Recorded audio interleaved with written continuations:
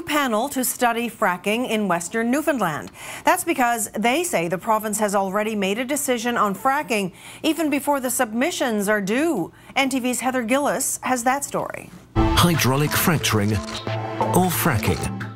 Fracking is a cheaper, easier way to get oil out of the ground, but it's under moratorium in this province while an independent panel of 5 study it. But today, these environmental groups, led by Greg Malone, claim the independent panel is biased. It's composed of industry people who've already said they support fracking. There's no medical people on the panel, and yet the whole thing is about health effects of fracking. But it should be disbanded and reconstituted, and the terms of reference should be expanded. Malone says there aren't any women, aboriginals, or people living on the West Coast on the panel either, and they've come up with a nickname for it. The manel. Yeah, so which is basically a global trend of only men really having access to public decision-making processes. These groups also say there isn't enough public consultation, with only 2 sessions scheduled on the West Coast, compared to the 11 held province-wide when Nova Scotia studied fracking. That province later banned the practice.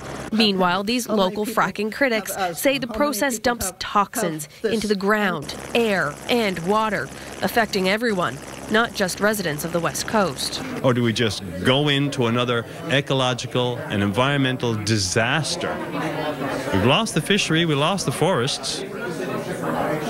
Where are we going, boys? You know, what kind of place do we want to live in? A dirt pit.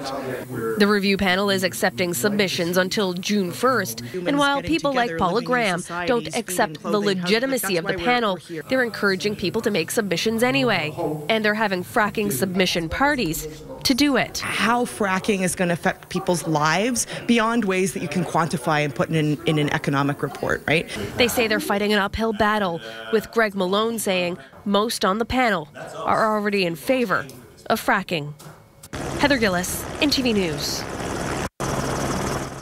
Still with that story tonight in the House of Assembly today, the NDP called